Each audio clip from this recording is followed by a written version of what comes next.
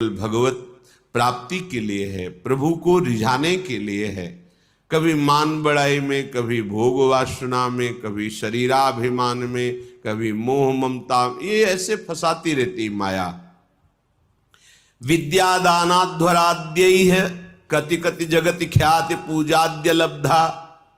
कभी कभी मन धर्म की आड़ में दान पुण्य आदि की भावना से अहंकार को पुष्ट कराने लगता है। अंतःकरण चतुष्टय में 4 धर्म है। बुद्धि का काम निश्चय करना है, मन का काम संकल्प विकल्प, चित्त का चिंतन, अहंकार का स्वीकार करना। मैंने ये कर्म किया, मैं ऐसा कर्म करूंगा, मैंने ये भोगा, आगे ऐसा भोगूंगा। ये जो अहंकार को पुष्ट करने के लिए धर्म की आड़ में दान पुण्य आदि करते हुए हम अहम को बढ़ावा देते, ये माया का फसाव है। अपनी वस्तु मानकर दान करने से ठीक है, कई गुना वो मिल जाएगी आपको, पर जितनी आपके पास है उतना आपको वो दुख दे रही है, भगवत विस्मरण करा रही है, अहंकार बढ़ा रही है, तो उससे 10 गुना और बढ़ जाएगा, तो अशांति तो और बढ़ जाएगी। तुम्हें लगता है वैभव बढ़ने से शांति होती है? नहीं, ज्ञान बढ़ने से शांति होती है।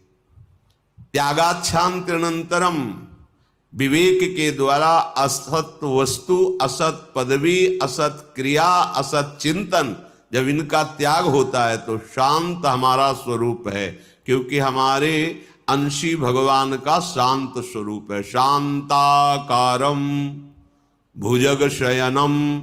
देखो, कोई सांप पे लेट के भी शांत रह सकता है, और ये तो भगवान शेष जी और उनकी गोद में लेटे हुए हमारे प्रभु कैसे शांताकारम। तो हमारा स्वरूप क्या है? शांत है। शंकर सहज स्वरूप सम्हारा, लाग समाधि अखंड अपारा।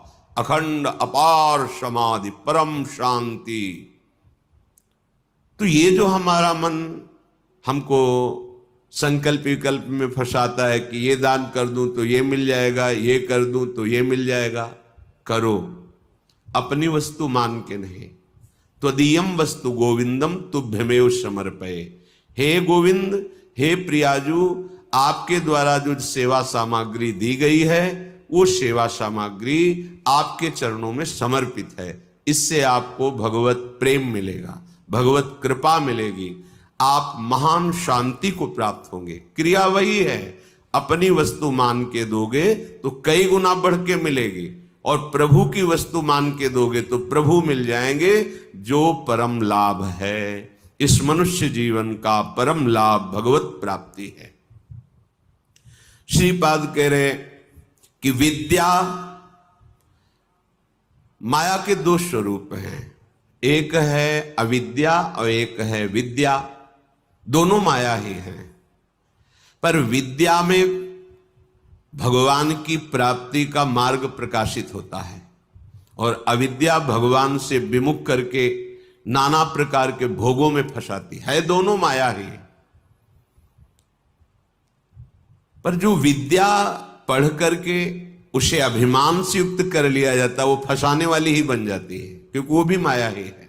मैं शास्त्रों का ज्ञाता हूं, मुझे बहुत आता है, मुझे सब ज्ञान है, मैं विद्वान हूं, ये ठीक नहीं। ये अहंकार आपको फंसा देगा, ये मुक्त करने वाला नहीं है। मुक्त करने वाला जो ज्ञान है, जो विद्या है, वो विद्या विनय संपन्ने ब्राह्मणे गविहस्तनी स्वनी चुपाके चा पंडिता समदर्शिना। तुम्हारी विद्या के प्रभाव से अविद्या नष्ट हो जाए और समदर्शी दृष्टि प्राप्त हो जाए, सब में एक ही परम तत्व विराजमान है, ऐसा अनुभव हो जाए, ये विद्या का लाभ हुआ।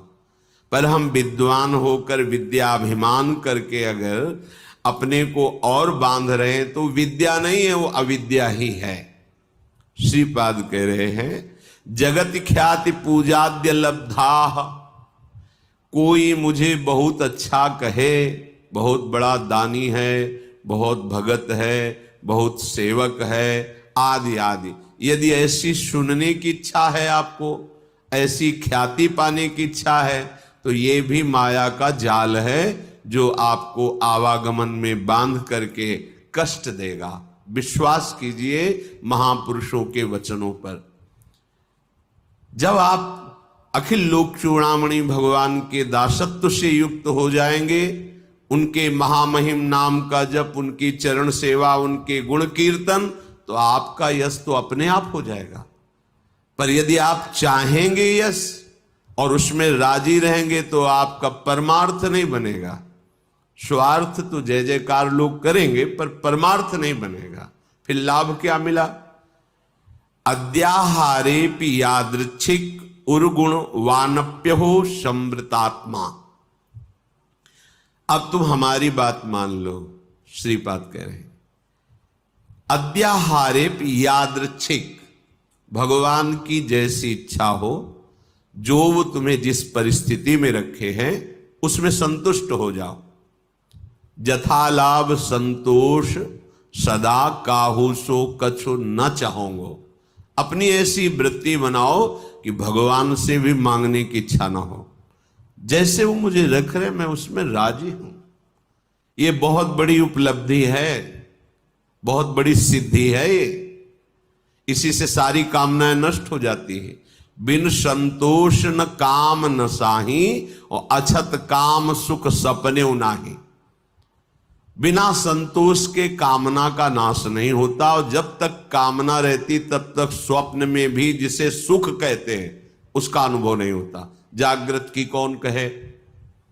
आप कामना में ही सुख ढूंढ रहे हैं, और सिद्धांत कह रहा है कि अछत काम सुख सपने नाही। यदि हृदय में कामना है तो स्वप्न में भी सुख नहीं मिलेगा। कामना कैसे नष्ट होगी? बोले जथा लाभ संतोष सदा काहू सो कछु न चाहोगे। मैं सदा संतोष धारण करूंगा कि मेरे प्रभु ने जैसा विधान कर दिया है हमारे लिए पर्याप्त है।